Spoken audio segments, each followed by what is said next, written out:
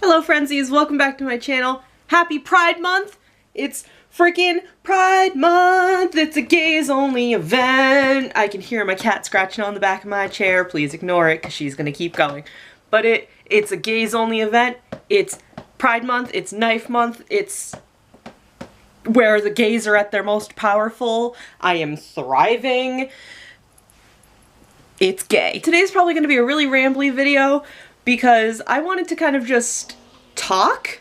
I don't really have a specific direction of where I want to go. I just feel like if I talk, I'll kind of get my point across, I hope.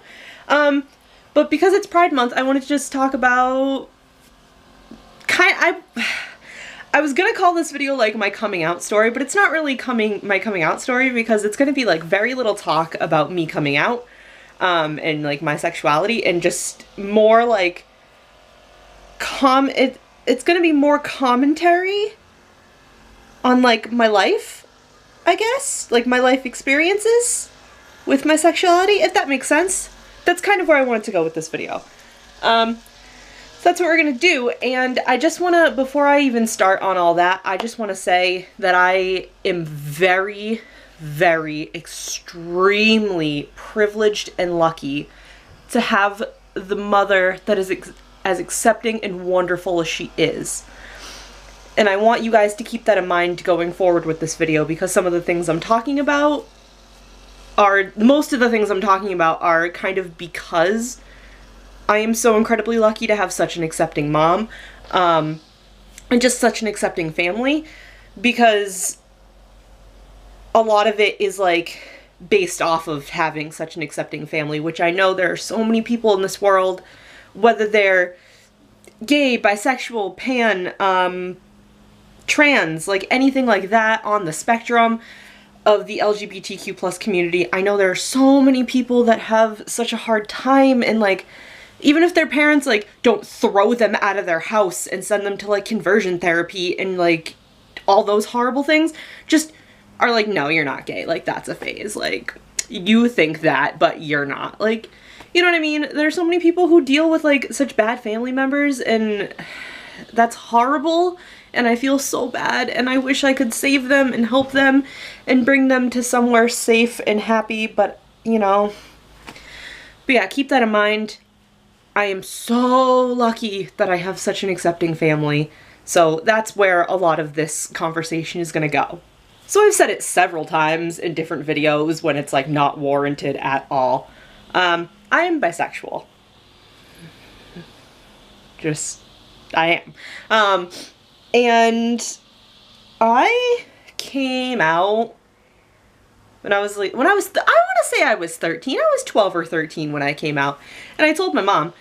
And it wasn't like a really dramatic thing. I don't think I was ever like worried about being bisexual. You know what I mean? I never really questioned it. And I don't remember a lot of me being younger and like having a certain revelation like, oh, I think I like girls and boys, because a lot of my childhood was focused on other more sad things and not really learning who I was in that aspect. I think I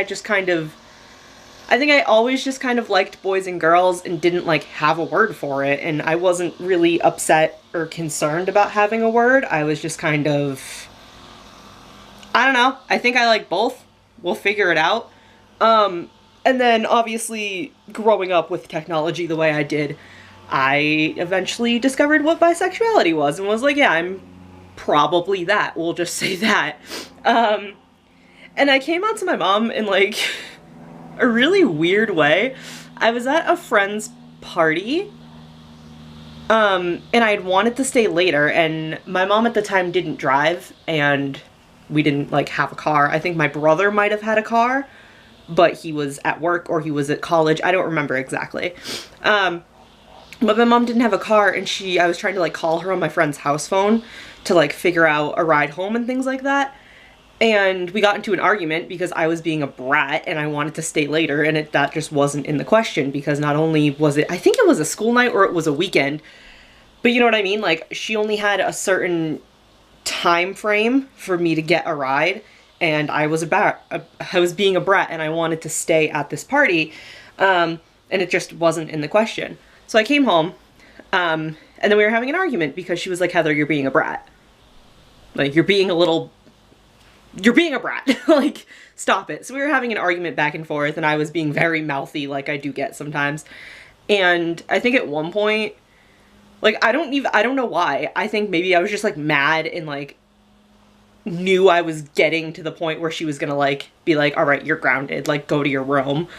I think I was like on that path, and I think I just wanted to do something to, like, deter her, because I wasn't about to give up from the fight, but I wanted her to maybe give up from the fight. And in the middle of us, like, kind of going back and forth, I was like, I'm bisexual. Like, really, like, angrily, and she was like, okay, you're still in trouble. Like, it wasn't like a big dramatic thing. Like, I didn't sit down and was like, Mom, I think I like girls too. It wasn't anything like that. I just, like, yelled it, and she was like, okay, and? Like, I'm still mad at you. Which, now that I don't think I've ever really told people, like, how I, like, came out to my mom. I think I just told people, like, afterwards when I, like, realized and, like, had told my mom. I was like, oh yeah, I'm bi, and they were like, okay, that's cool. I don't think I've ever told anybody that specific story, and it's really funny. But yeah, that's how I came out to my mom, and I don't know, I don't remember, I think later on we, like, had a conversation, and I was like, yeah, that was a weird time to come out, wasn't it? She was like, yeah, it was. So you're bi? And I was like, yeah. I'm pretty sure that's what that is. I don't know, I found the word and that sounds like what it is. And she was like, okay, cool. And I was like, yeah. And that was it. Because, like I said, I'm so incredibly lucky to have such an understanding and accepting mom. And, like, my house, growing up, especially when a lot of my friends, when you're all going through puberty and, like, you're discovering who you are, and there's, like, just different things that, like, goes wrong, and, like, some of my friends had very not nice parents, not just necessarily in the sense of, like, coming out and, like, knowing their sexuality and everything, but just, like, bad parents. And I was lucky that I was out of that situation, but my friends weren't. So my house has always just been, like, where people go when they, like, need, like, they need to get somewhere, they want to just, like, have a parent figure to just be there and be like, I support you, you're safe here. That's always been my house. So my mom is that person. She's very kind and accepting and has always just never had a problem with it. My mom is very much like me. As long as you're not an asshole, there's not a problem. So yeah, that was how I came out to my mom. That's how I, like, told her I was bi. And I don't know, I think I just, like, slipped it into conversation with my brothers. Like I said, I was never, like...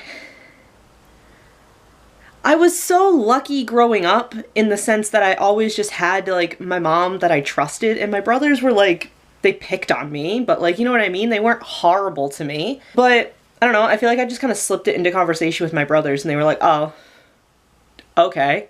You want to know my tips on how to get girls? And I was like, no. But yeah, I'm gonna keep saying it because I, like, want you guys to understand that I'm so privileged and lucky to have the family and the friends that I have, that it was never an issue. It was never something that took over my life. My sexuality, knowing that I like girls, knowing that I'm attracted to girls, was never something I was, like, awake at night and couldn't sleep over. It was never something that, like, I was so scared to tell people. And again, I know how incredibly lucky I am about that, because some people spend their whole life not knowing. I'm sure you guys have seen it, the video of the person that's on stage, and they're saying, like, I am 54 years old and I have never held my partner's hand confidently in public. And, like, that makes me so sad, because I know, like, that's the reality for a lot of people, but I'm so lucky that I've never worried about that. Granted, I've never, the longest relationship I've ever had was 5 months long, and I've never actually been in a relationship with a woman. But, like, that's never anything I've ever worried about. Because that, like, a lot of it is, like, society and, like, shitty people making LGBTQ plus people feel ashamed. And I've never, I can, like, very happily and privileged say that I've never felt that shame. And I think that's wonderful. I think anybody who's like me that's never felt that shame and is part of the LGBTQ plus community, I think that's amazing.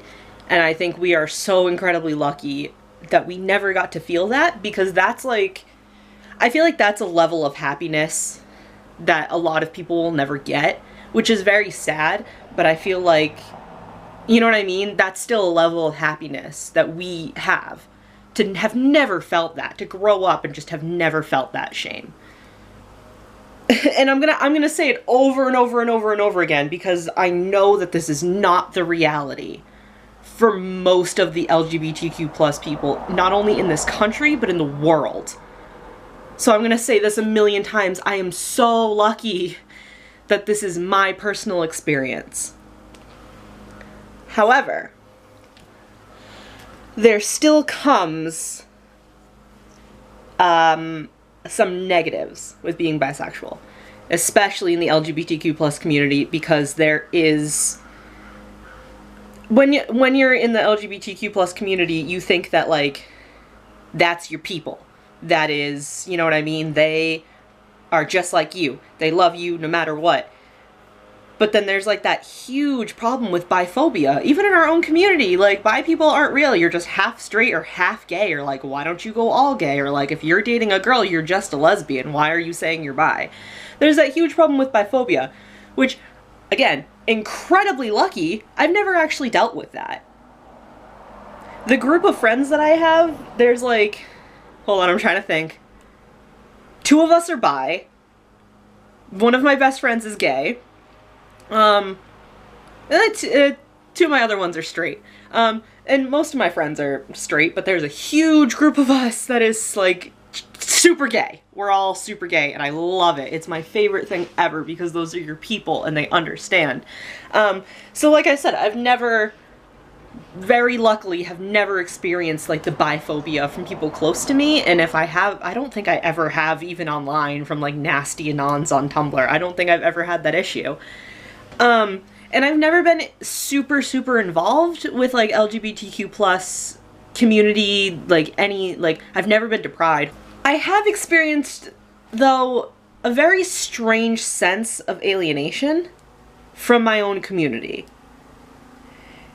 And, like, I think the alienation stems from me being incredibly lucky. That I've never dealt with biphobia. I've never dealt with being scared to come out. I've never dealt with, like, being punished. I want to say punished maybe isn't the right word in this context, but you know what I mean? Like, some people get sent to conversion therapy. Some people get kicked out of their homes. Some people get, like, beaten. Some people get, like, horrible slurs, like, thrown at them. So punished isn't the right word, but that's the only word I can think of right now. I've never been punished for my sexuality, and I'm not saying that everybody in the community has been, like, punished, but a lot of people that I grew up with did. And that was a lot of people that I spent time with. It's not any of my friends currently, but it was people that I, like, interacted with through high school and things like that.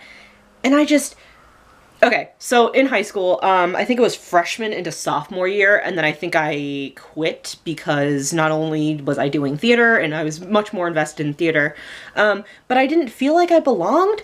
I was in the Gay Straight Alliance at my school, and I just didn't feel like I belonged at all, and I was, like, really upset that I felt that way, because it was the Gay Straight Alliance. Like, this was the people that, like, I felt like I needed to be with. I felt like these were the right people to be with. Because, you know what I mean? They knew what it was like. They knew what it's like to be gay, be bi. But I forgot who the teacher was, but it was like a pretty cool teacher. I think it was like a younger girl teacher, if I'm not wrong. And she was really cool, and she was really sweet, and she like always heard the kids out and everything. And it was a group of like maybe 10 of us max. I feel like there never was 10. I think there were 10 people that like signed up, but there were never 10 of us in the room at one time. And it like, I was the only person in there that was lucky enough to say like, oh yeah, like I came out to my mom and whatever, it's not a big deal. Like she likes me, my friends still like me. It's not like a horrible thing. Everybody else in there, which like and I'm not saying this is a bad thing. I'm saying that like I feel for them so strongly, and I haven't kept up really with any of them, but I hope that they're, you know what I mean? I hope that they're safe and they're okay and they're happy. And if not, I hope they can be safe and okay and happy soon in their lives. But everybody else in the GSA were having such horrible times with their families. There was this one kid who was like gay and really wanted to get into drag, and his parents were awful to him. I don't remember all the details because he would, you know what I mean? Like, it was our place to go and like vent and like be with each other and like be with like-minded people. But he would just tell us how like awful his parents were, and they like weren't kicking him out, but they kept like threatening it and like holding that over his head, which is fucking horrible. This kid was a year younger than me, so when I was a sophomore, this kid was a freshman. Like, this poor kid. And there were just other people that like, if it wasn't their parents, it was like peers from like their old school, or like peers from like things they did outside of school, like other family members other than their immediate family. It was like aunts and uncles and grandparents and things like that.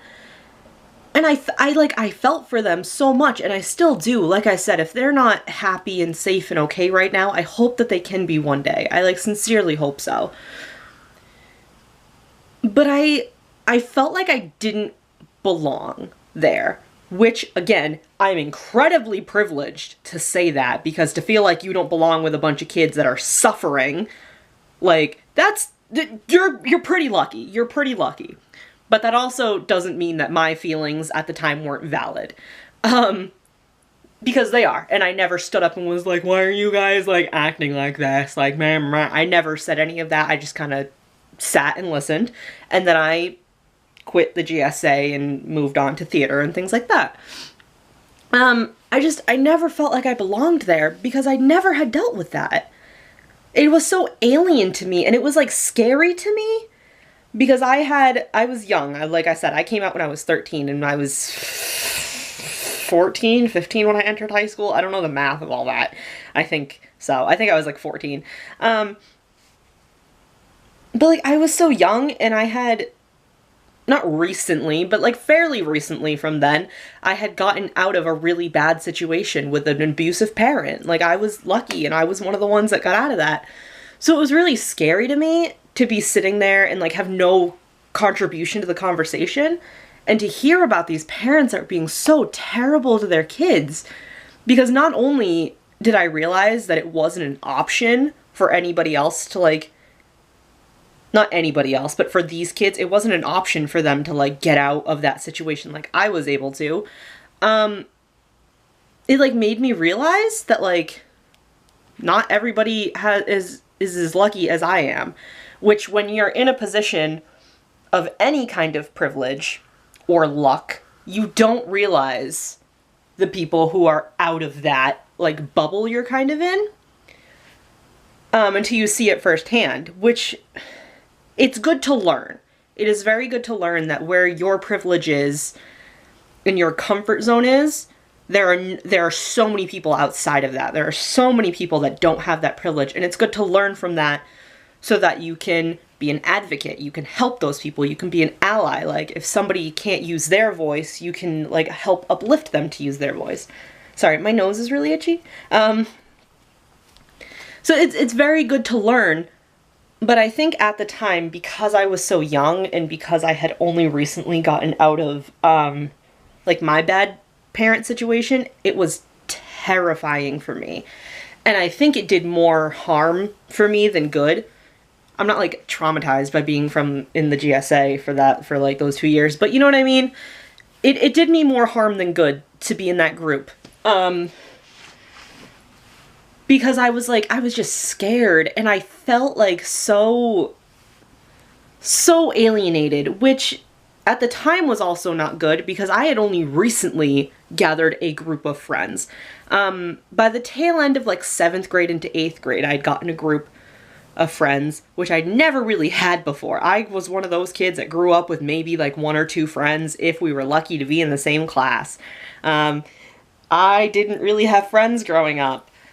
Like I said, 1 or 2 if we were in the same class and got to see each other a lot, but other than that, I really didn't have friends. So at the end of middle school to like the beginning of high school is when I really started to get like a group of friends that I was like really close to. And I finally felt like I like belonged somewhere and like had a group of people that would like be there for me and everything.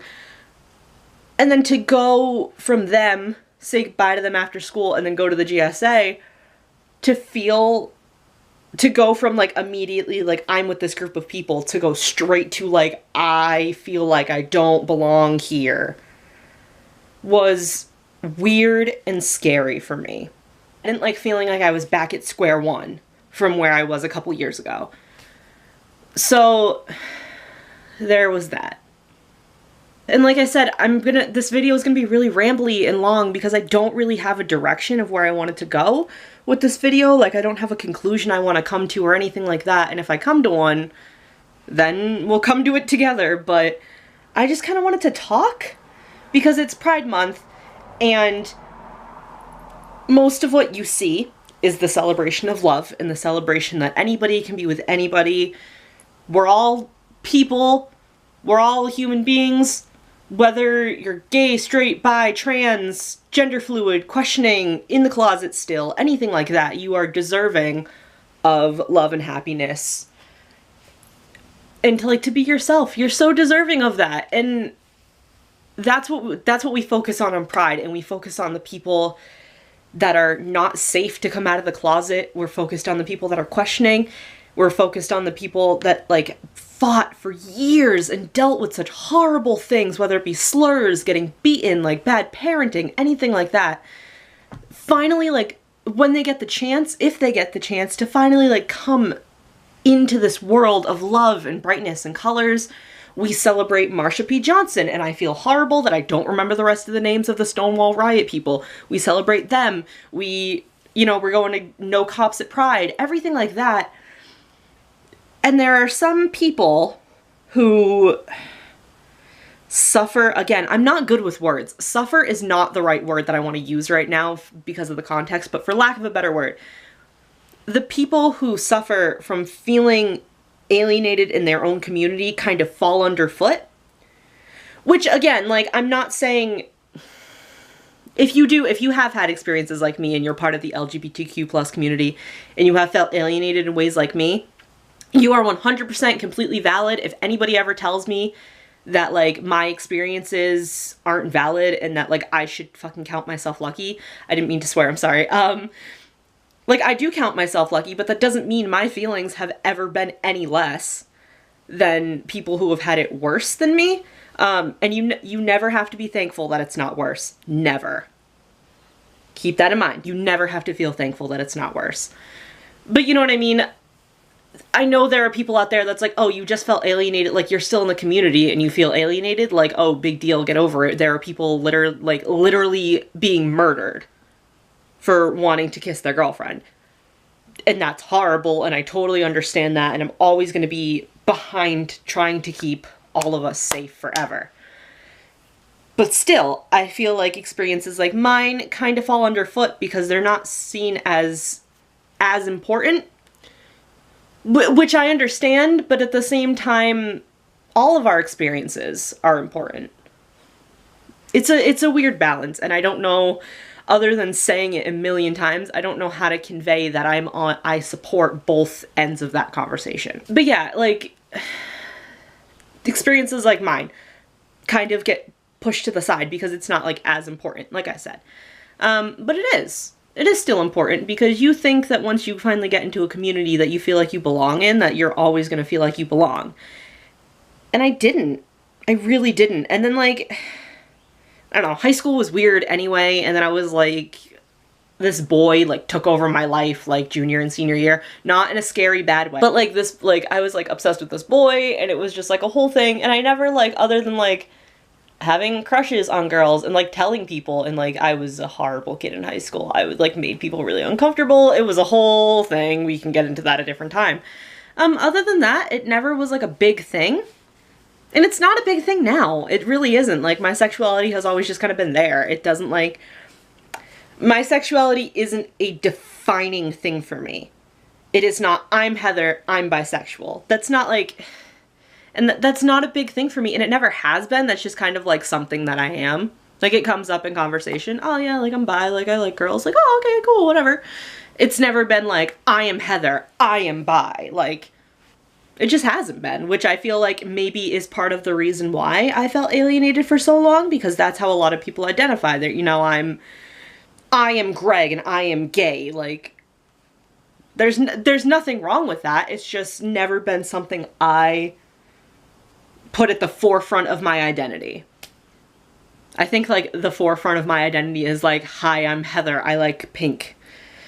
If you can't tell by, like, my big pink chair and my little things and everything like that, you should see the rest of my room if you haven't. It's pink. But, like, yeah, my sexuality has never been, like, a very defining thing for me. And that was another thing that I'm sure was the reason why I felt, excuse me, I never felt like I belonged in the GSA because everybody else was like, I am this person and I am gay. I am this person and I am pan. I am this person. I am a lesbian. And I was just like, yeah, I'm Heather.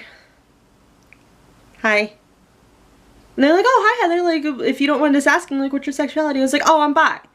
Like, it's kind of, it's an afterthought for me. I don't really know where to go from here in the conversation because there's not really else much to say. I guess I just wanted to talk about, like, my experiences and stuff. Everything's good now. I haven't really felt alienated or anything since then, since I kind of quit the GSA and went to theater and everything like that. It's never been a big thing. I still don't have I haven't had a relationship with a woman. I would very much like one. I think as I'm getting older, I have more of a preference to women. And I don't really think there's a reason why. I think I just have realized that I really like girls instead of just like, oh yeah, I like girls. I think I really like girls. I still love boys though. Oh, I still very much love boys. Being bi is fun. But yeah, I don't know. I have more of a preference for women now, I think. That doesn't make me any less bisexual than I have been in the past. It doesn't. That's just how it is. And I don't know. I haven't really dated or anything, so I don't think I have much more commentary after talking about growing up and feeling alienated, because there's not really much more to talk about. I'm not super active in, like, LGBTQ plus communities because I don't really know of any, to be fair. Like, there's not really any in my community. There's not really any, like, in my town, at my job. There's nothing really like that. I think online, if it counts as being part of the community, like, I signal boost and I reblog and I retweet, and I, like, fully support people that are doing things for the LGBTQ plus community or, like, are part of it. But let's just say I haven't really, like, gone out and done anything and involved myself, and I haven't really, like, dated or anything, so now it's not the issue of being alienated, it's just the issue of not including myself in things. I'm not being excluded by anybody, I'm just not doing my part to be part of anything.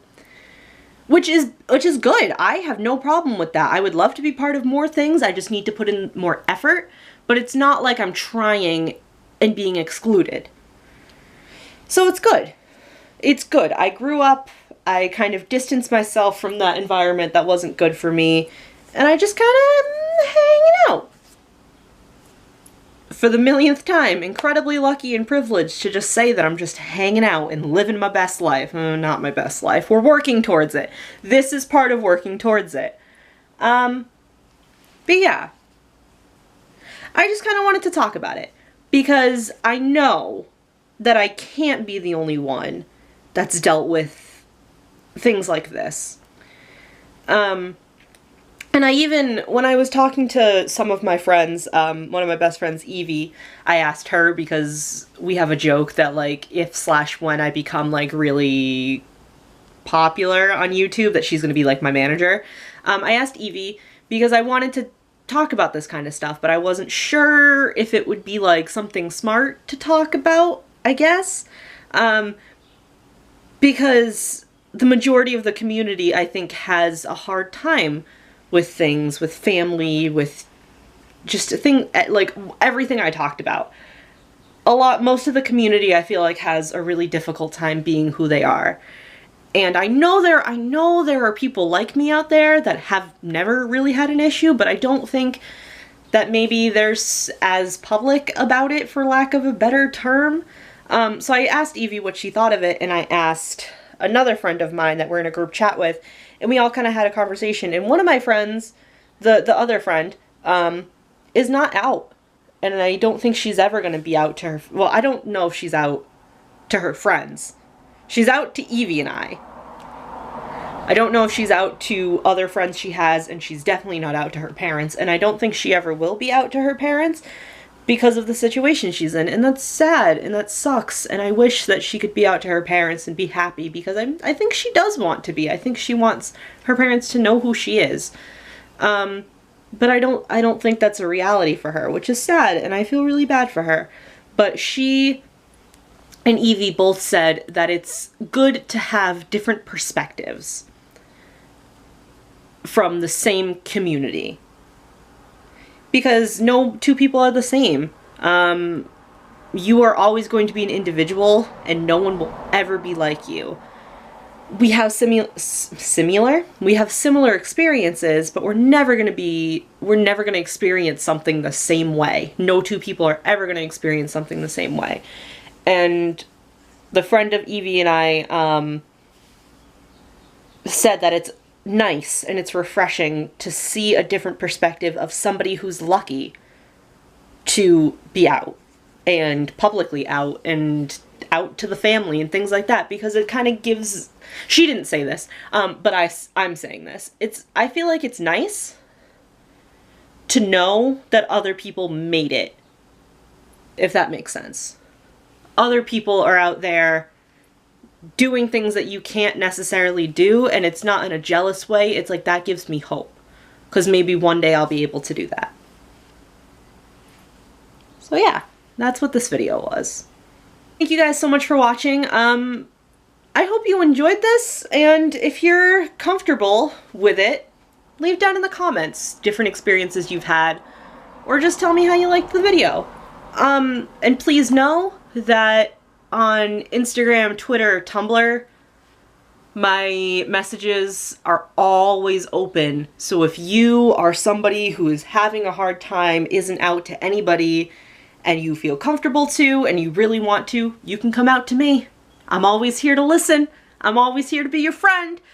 Even if you don't want to do it in the comments and you want to have like a private conversation with me, message me on one of those and we can have a conversation about similar experiences, different experiences. Tell me how this video made you feel. Were you happy I made it? Were you mad I made it? Because, oh, what's this privileged girl talking about? Why is she here talking about things she doesn't understand? Like, anything like that. Let's just have an open and safe and friendly, we're not doing any hate here, I will block you and delete your messages. Let's just have an open conversation. It's our month. It's our month to thrive. It's a gays-only event. Everybody else go home. It is us. We are gonna rule this month. It's knife month. It's gay month. We're gonna frickin' kill it. all month long. Just have a nice open conversation. Let's just have a nice open celebration. Let's be happy. Let's live our best lives. And let's gay it up. And I'm just really excited because it's Pride Month. And this was a weird video to make, but I'm like, now that I've gotten it out, I'm really happy I made it. Leave a like if you guys enjoyed it too, please. I would like to see who like really liked it and appreciated it, I guess. I'm sorry if you were expecting like something else. I'm sorry if you were expecting like another really like a dramatic like coming out and like really emotional. And I know that a lot of people have posted videos on YouTube of like their coming out story, and it's been very emotional and very like tugging at the heartstrings. And I absolutely respect that. I'm so happy that those people finally found the strength and the bravery to come out the way they did. I 100% support it. I am so proud of them. But I think sometimes as human beings, we like to see... Theatrics is not the right word at all. Theatrics makes me sound like a jerk. But I think you can get where I'm trying to go with it. I like as human beings, we like to see theatrics, we like to see emotions, we like to see like something bombastic and big. And a lot of the coming out videos on YouTube are just that. They're big, they're dramatic, because those people are they're like crying tears of relief because they're finally doing something that they've been waiting to do maybe their whole lives. I'm not saying that's bad at all. That's, like I said, that's amazing. I'm so proud and happy for them that they finally were able to do that. But I don't know. I think maybe some people want to see a coming out that's not as dramatic. Because maybe, like me, some people just kind of came out like, hey, I'm gay, by the way, and their parents were like, oh, that's cool, nice. I think some people maybe want to see that because maybe, like me, people feel like they're alienated because they're not having a hard time. And it makes you feel like you didn't, like, earn being in the LGBTQ plus community. You know what I mean? So, yeah. So, like I said, make sure to leave a like if you want. Subscribe if you want. I don't know how many, like, I was gonna say I'll make, like, super gay videos the rest of the month, but I don't really have any ideas for anything like that, and I'm going on vacation next week, so you'll be getting a vacation vlog. Subscribe if you want to see more videos like this. I do a lot of just, like, talky videos. I don't really have much more content other than me sitting here and talking. Please remember that my private messages, my DMs, whatever you want to call them, are always open. If you need somebody to talk to, I'm always here. I have all the time in the world. That's not true, I have to work, but you know what I mean? I'm always going to be here for you, whether my response comes a little later or immediately. I'm always going to be here for you. I'm always here to listen. I'm a very good listener. I'm not good with words, but I'm a very good listener. I hope you guys enjoyed this video, and I will see. I don't know why I just paused really bad in that one. I think now that I've, like, talked about so many things, I, like, don't know what to do with myself. I'll see you guys in the next video. Bye. Video because I wanted to get very rambly. Hello! Special guest star, my cat.